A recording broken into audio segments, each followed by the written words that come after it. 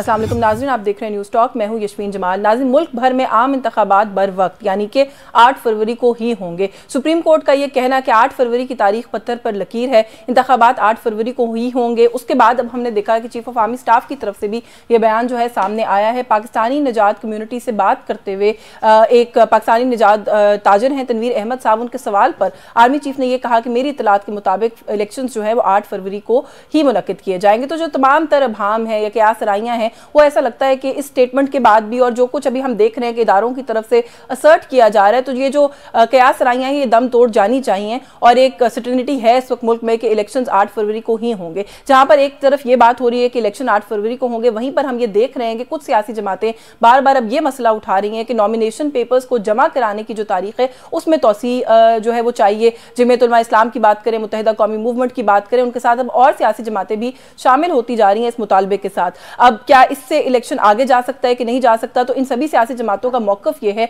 कि election act की जो शिक 58 है उसके तहत इलेक्शन कमीशन के पास ये इख्तियार है कि इस तरह की कोई भी तरमीम करके नॉमिनेशन पेपर्स की सबमिशन की तारीख को आगे बढ़ा दे और उससे इलेक्शन की तारीख पर कोई फर्क ना पड़े। तो एक तरफ जहां पर यह मुतालबा है कि नॉमिनेशन पेपर्स की सबमिशन आगे होनी चाहिए, वहीं पर एक सियासी जमात की तरफ से ये शिकायत आ रही हैं कि नॉमिनेशन पेपर्स का हसूल सबसे पहले नामुमकिनात में से इस वक्त दिखाई देता है और अगर किसी को मिल भी रहे हैं तो लोग सड़कों पर उनसे उनके कागजात नामजदगी छीन कर भाग रहे हैं। जो लोग सक्सेसफुली जमा कराने में कामयाब हो रहे हैं उनके घरों पर छापे पड़ रहे हैं। तो ये कहा जा रहा है कि वो जो लेवल प्लेइंग फील्ड का शोर पाकिस्तान पीपल्स पार्टी की तरफ से मचना शुरू हुआ था, उसका जो असल टारगेट है पाकिस्तान तहरीक इंसाफ का कहना है कि वो हैं, क्योंकि ना तो वो जलसे कर सकते हैं, ना वो जुलूस कर सकते हैं, अब ना वो कागजात नामजदगी जमा करा सकते हैं। तो इस वक्त मुल्क में क्या सूरत हाल है, ये जो सारी सूरत हाल है, इसके अंदर मुल्क में इलेक्शन कैसे होगा, हो जाएगा तो नताइज कैसे तस्लीम किए जाएंगे, इस इशू पर भी बात करेंगे। साथ ही साथ हमारे कुछ बलोच बहन भाई सड़कों पर इस्लामाबाद की बैठे हैं, कुछ को अरेस्ट किया गया,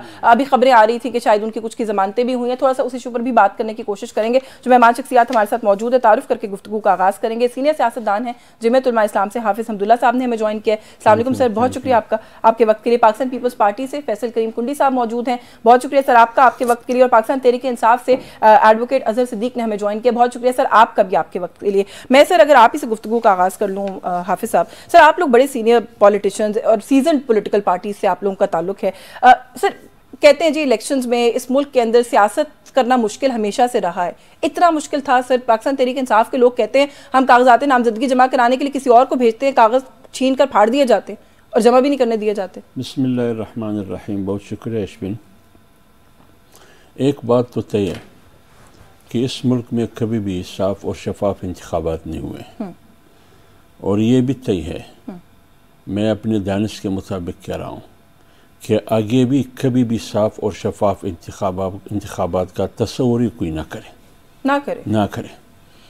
एक बात। दूसरी बात यह है कि हमारा मुतालबा ये है, तमाम पार्टियों का मुतालबा ये है कि अगर आप मुस्तकबिल में इस मुल्क में सियासी इस्तेहकाम चाहते हैं, माशी इस्तेहकाम चाहते हैं, जमहूरियत को मजबूत देखना चाहते हैं, सिविल सुप्रीमेसी को मजबूत देखना चाहते हैं, तो उसके लिए साफ और शफाफ इंतखाबात का होना ज़रूरी है, जो कि दिखाई नहीं दे रहा है। से क्यों कंटेस्ट कर रहे हैं फिर? अब ना तो कभी पहले हुए हैं ना आगे होंगे, आप लोग क्यों इलेक्शन में हिस्सा लेते हैं? ये एक तकाजा है, हमने अपने मैदान में रहना है। इस तरह भी नहीं करेंगे कि जो लोग साफ और शफाफ इंतखाबात के रास्ते में रुकावट बन रहे हैं उन्हें खुला मैदान, उसके लिए खुला मैदान हम छोड़ दें, ये भी नहीं कर सकते हैं। लेकिन हम कंटेस्ट करेंगे, हम मुकाबला करेंगे, कोशिश करेंगे, मुतालबा करेंगे जो इदारे हैं, जो जिम्मेदार है इलेक्शन कराने के साफ और शफाफ इलेक्शन का इनेकाद आपकी जिम्मेदारी है। आप इलेक्शन कमीशन को कह रहे हैं? बिल्कुल। इलेक्शन कमीशन की मावनत के लिए कौन होगा? या तो निगरान हुकूमत होगी या हमारे रियासती इदारे होंगे ना, इन सब में कहता हूँ, और आदिलिया को भी। अब आदिलिया इनमें से किस में अहलियत नहीं है जो कि साफ शफाफ आप कह रहे हैं कि नहीं करवा सकते? अहलियत उसमें है जिसके पास ताकत हो। ना इलेक्शन के कमीशन के पास ताकत है, निगरान हुकूमत के पास ताकत नहीं है। हुकूमत है सर? बिल्कुल नहीं है, बिल्कुल नहीं है। किसके पास है? ना अदलिया के पास ताकत है हमारे रियासती इदारों में, ठीक है ना। तो इसलिए मैं कह रहा हूँ कि साफ और शफाफ इलेक्शन का इनेकाद सियासी इस्तेहकाम के लिए भी ज़रूरी है, माशी इस्तेहकाम के लिए भी ज़रूरी है और मुल्क की तरक्की के लिए भी ज़रूरी है। आप पाकिस्तान को कंपेयर करें तुर्की से, तुर्की में एक ज़माना बिल्कुल ऐसा ही सिस्टम था जैसे अभी आज पाकिस्तान में है, लेकिन 2003 से जब तैयब अर्दोगान आया है वो सिस्टम ख़त्म हो चुका है। वो कैसे, वो सियासतदानों ने रेजिस्ट किया। सियासतदानों ने, ख्वाह अपोजिशन में सियासतदान थे या इक़्तिदार में थे या अभी थे या बाद में आने वाले थे, उन्होंने फैसला किया कि आज के बाद जो भी साफ और शफाफ इंतखाबात के रास्ते में रुकावट बनेंगे हम एक होंगे। आज आप देखिए जो लोग हमारी सियासत को पढ़ते हैं, ऑब्जर्व करते हैं इस मुल्क की ना, वो ये कहते हैं कि हमारे मुल्क के सियासतदानों में यानी कि आप लोगों में ये बात ही नहीं है। ये बात मैं अभी आ रहा हूँ इसमें। मैं ये नहीं कहता हूँ कि इसमें कमज़ोरी सिर्फ सियासतदानों में है, सियासतदानों में भी कमज़ोरी है, हमारे जुडिशरी सिस्टम में भी कमज़ोरी है, इलेक्शन कमीशन में भी कमज़ोरी है, और रियासती इदारे भी बाज नहीं आते हैं। तो इसलिए मैं कह रहा हूँ कि अगर वाकई सियासतदान ये चाहते हैं कि इस मुल्क में हर इदारा अपने आईनी हदूद के दायरे में रह कर काम करे, तो सियासतदानों को एक बात पर मुत्तफ़िक होना है कि सियासत हमने आवाम के रास्ते से करना है, और ताकत का सरचश्मा भी आवाम है, इक़्तिदार का रास्ता भी वहाँ से आता है, और इक़्तिदार से जाने का रास्ता भी वहाँ से। ये फैसला हमने करना है, फिर हम आवाम के लिए डिलीवर करेंगे, हम पावर पॉलिटिक्स नहीं करेंगे। आज तो हम पावर पॉलिटिक्स कर रहे हैं। चलें, ये पावर पॉलिटिक्स अभी इस पर आता हूँ। जहाँ तक आपने नॉमिनेशन फार्म की बात की कि पीटीआई मुज़म्मत करते हैं सर? वैसे बिल्कुल करता हूँ मुज़म्मत। कौन भाग रहा है छीन के? कोई गौर करें इस बात पे। देखिए ना, ये पीटीआई वाले वो अजहर सदीक साहब बैठे हैं ना, वो अजहर सदीक साहब के, उनको पूरा सूरत-ए-हाल मालूम है। वो नाम ले कि कौन लोग हैं जो आपसे नॉमिनेशन फार्म ले रहे हैं। मैं पूछ रही थी अजहर साहब, कौन लोग हैं? क्योंकि ये मुसलसल मैं देख रही हूँ ट्विटर के ऊपर आ रहा है जी कि जो सेकंड नॉमिनीज हैं उनके फॉर्म्स भी जमा नहीं होने दे रहे, नॉमिनेशन फॉर्म्स कुछ लोगों को हासिल ही नहीं करने दे रहे, कुछ लोगों से फाइलें लेके लोग भाग रहे हैं, फाड़ रहे हैं नॉमिनेशन पेपर्स को। ये क्या माजरा है? बहुत शुक्रिया यशीन। देखिए, एक बात तो बड़ी, मैं आज अब्दुल्ला साहब का ना बहुत शुक्रिया अदा करता हूँ। आज उन्होंने बहुत सच्ची बातें की हैं, इन्होंने सारा कुछ सामने रख दिया। आई एम थैंकफुल टू, बहुत शुक्रिया उनका कि उन्होंने आज सारा कुछ सामने रख दिया है। आप अक्सर सच्ची बातें करते हैं वैसे, आपने आज गौर किया? आज मैं देखे ना, आज उन्होंने बड़ी वजाहत के साथ बताया, और जो बताया वो सारा सच है। इस वक्त आप अंदाजा लगाएं, फील्ड नहीं, मेरी लेवल प्लेइंग फील्ड की क्या बात है। और वो जो बात कर रहे हैं वो नजर आ रहा है कि कुछ खास लोगों को एडवांटेज दे रहे हैं, और नजर इसमें कोई डाउट कोई नहीं है। हमारी एस्टैब्लिशमेंट खुल के सामने आ चुकी है। मैं तो आवांगे दोहल ये बात करता हूँ, मैं दोहरी बात नहीं करता होता। और जिस तरह इस निजाम को चलाया जा रहा है, मैं नहीं समझता ये मुल्क आगे जा सके। बड़ा अच्छा बेहतरीन मौका था। मैं 5 जून से एक बात कर रहा हूँ कि इस मुल्क को मिसाके पाकिस्तान की जरूरत है।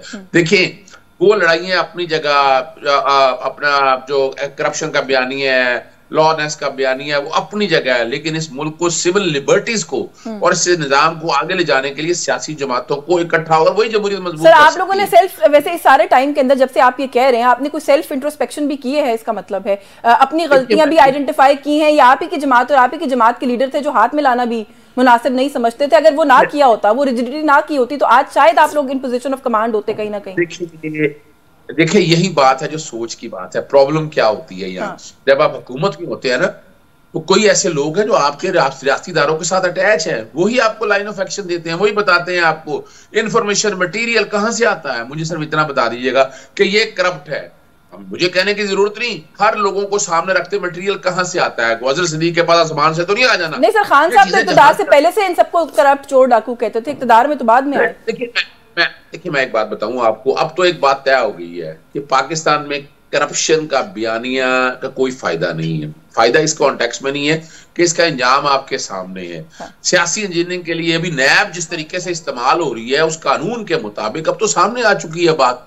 हम तो ये समझते रहे कि शायद कोशिश करके ये मेरिट पे सारा कुछ हासिल हो सके। नहीं, वो मेरिट पे नहीं हासिल हो सका।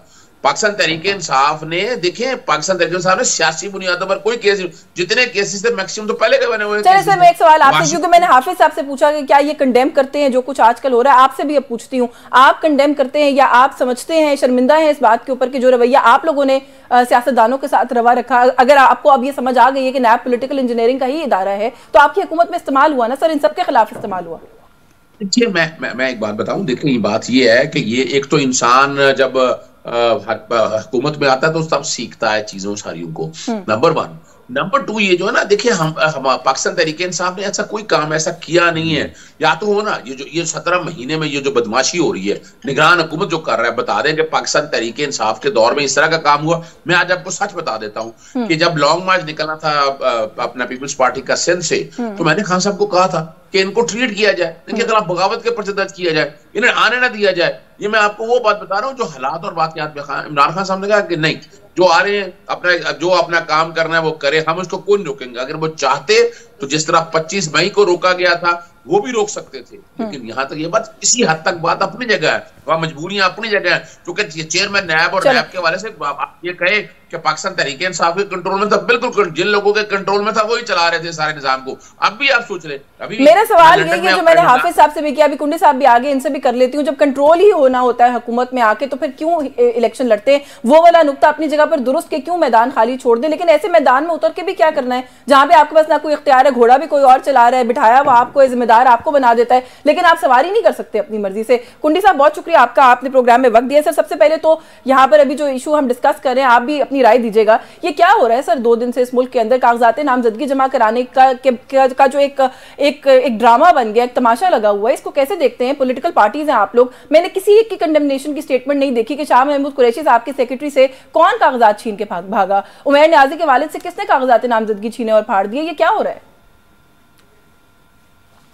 बिस्मिल्लाहिर्रहमानिर्रहीम। देखिए अश्विन, मैंने नहीं देखा शाह महमूद कुरैशी साहब से क्या, क्योंकि मैं भी अपने हल्के में हूँ और हल्के में जब होता है तो बंदा बहुत ज़्यादा न्यूज़ से बाखबर नहीं रहता। लेकिन उसके बावजूद भी मैं समझता हूँ कि जो भी पाकिस्तान का शहरी है, जिसको भी कानून इजाज़त देता है, जिसको भी अदालतें इजाज़त देते हैं, जिसको भी इलेक्शन कमीशन इजाज़त देता है, या हमारे आरओज या जो DROs बने हुए हैं आरओज, वो जो है वो अगर उनको इजाज़त देते हैं, उनकी स्क्रूटनी होती है और उनको इजाज़त मिलती है इलेक्शन लड़ने की, तो हर किसी का एक जमहूरी हक है कि वो इलेक्शन लड़े। उनको जो है वो अलर्ट करना या ना अलर्ट करना वो अवाम की जिम्मेदारी है। अगर अवाम समझती है कि वो ठीक है तो हम उनको वोट करेगी, अगर अवाम समझती है कि वो ठीक नहीं है तो हम उनको वोट नहीं करेगी। लिहाजा ये फैसला किसी ने नहीं करना। वोटिंग तक तो बात तब जाएगी ना जब कोई अपना कागज जमा करा सकेगा, यहाँ तो वहीं बात रुकी हुई है। नहीं, मैं नहीं समझता कि ऐसी चीज़ है कि कोई कागजात नामजदगी जमा नहीं करा सकता या कोई ऐसी चीज़ है। हाँ, मैं समझता हूँ कि सबको अपना जमहूरी हक है, वो कागजात नामजदगी जमा करा सकते हैं। उसको एक्सेप्ट करना, रिजेक्ट करना, वो कानून के मुताबिक जो भी है वो फिर उन्हीं लोगों का काम है कि जो हमारे जो है वो अवसर होंगे। नहीं, मैं ये सवाल आपसे इसी, आपने कहा आप हल्के में है, मैंने इसलिए आपको बैकग्राउंड बता दिया ना सर। उमैर न्याजी मियाँ वाली से उनके वालिद उनके कागजात जमा कराने के लिए गए, वो फाड़ दिए गए छीन के एक पुलिस अफसर की तरफ से, और वहां पर ECP के अमले से जब उन्होंने बात की तो उन्होंने कहा हम कुछ नहीं कर सकते इस सिलसिले में। शाह महमूद कुरैशी साहब के सेक्रेटरी जाते हैं, उनसे कोई फाइल लेके भाग जाता है, फाइल ही नहीं है उनके पास के वो कागजात जमा करवाएं। ये क्या हो रहा है? इसकी मजम्मत करते हैं अगर ये हो रहा है, चले ये बता दें। नहीं, अगर ये चीज़ हो रही है, मैं समझता हूँ कि बिल्कुल इसकी मजम्मत है और मजम्मत हम करते हैं। ऐसी चीज़ नहीं है कि कोई किसी से कागजात नामजदगी छीन के चला जाए या कोई पुलिस वाला के जो है वो किसी के कागजात फाड़ दे। ये मैं नहीं समझता कि जमहूरी रवैया। हाँ, अगर उन पर कोई एतराज़ है, अगर वो इलेक्शन लड़ने के काबिल नहीं है, वो फैसला रिटर्निंग अफसर ने करना है, ना मैंने करना है, ना आपने करना है, न किसी पुलिस वाले ने करना है या किसी और ने करना है। पुलिस वाले काम है अगर उनके खिलाफ कोई FIR उनको गिरफ्तार करें, पुलिस वाले काम है अगर law and order situation create हो रही है तो उनको ठीक करें। बाकी जो प्रोसेस है जिसने भी करना है उनका काम है, आपका मेरा या किसी और का काम नहीं है। वो डेफिनेटली हमारा काम नहीं है। मैं तो यही हम कह रहे हैं कि स्क्रूटनी का अमल तो सबमिशन के बाद आता है, ये प्री स्क्रूटनी कैसे हो रही है ये बात जो है वो समझ नहीं, मैं समझता हूँ, मैं नहीं समझता कि कोई इसको हम जो है बिल्कुल पाकिस्तान पीपल्स पार्टी के इसको जो है वो कहेगी कि यार बहुत अच्छा काम हो रहा है। नहीं, बिल्कुल पाकिस्तान पीपल्स पार्टी इसकी मजम्मत करती है। चलिए, मुझे ब्रेक पे जाना है, ब्रेक से वापस आके कागजात नामजदगी में जो तौसीह की बात है उस पर भी कमेंट लेती हूँ हाफिज साहब से भी, लेकिन थोड़ा सा आप ब्रीफ कमेंट कर दीजिए ब्रेक से पहले। पाकिस्तान पीपल्स पार्टी की तरफ से कोई सवाल ये किया जा रहा है कि बाकी सभी सियासी जमातें मसरूफ दिखाई दे रही हैं, नॉमिनेशन पेपर्स की बात हो रही है, कौन कहां से लड़ेगा बात हो रही है, पीपल्स पार्टी की तरफ से बड़ी खामोशी, बड़ा सन्नाटा है। आप लोगों ने कोई वर्किंग करना शुरू की है या आप लोगों को लग ही नहीं रहा कि इलेक्शन होना है? नहीं, हमने अपनी वर्किंग तकरीबन मुकम्मल कर छोड़ी। हमारे पार्लिमानी बोर्ड की भी वर्किंग तकरीबन मुकम्मल हो चुकी है और हमारी टिकटें बहुत जल्द जो है वो अनाउंस भी हो जाएंगी। आप लड़ रहे हैं इलेक्शन? नॉमिनेशन पेपर्स मैं हल्के में मौजूद हूँ, मैंने आज अनाउंस भी कर दिया, प्रेस कॉन्फ्रेंस भी थी। मैं बिल्कुल इलेक्शन लड़ रहा हूँ। इलेक्शन नहीं लड़ूंगा तो क्या करूँगा? बिल्कुल ठीक है। मैं तो सिर्फ यही मैं कह रही हूँ ना, हमें तो बाकी सभी जमातों के लोगों के नाम अब मिलना शुरू हो गए, कौन कहाँ से लड़ रहा है। आप लोगों की तरफ से खामोशी। एक ब्रेक ले लेते हैं, ब्रेक से वापस आते हैं। तो ये इलेक्शन खामोशी नहीं है, इंशाल्लाह बहुत जल्द आपको समाल लिस्ट पाकिस्तान पीपल्स पार्टी की तमाम कैंडिडेट्स की लिस्ट आप तक पहुंच जाएगी। चले we are waiting for that. मुझे एक ब्रेक लेनी है, ब्रेक से वापस आते हैं तो बात करते हैं कि कागजात नामजदगी जमा कराने के दिनों के अंदर तौसीह क्यों दरकार है। व्यूअर्स हमारे साथ रहिएगा।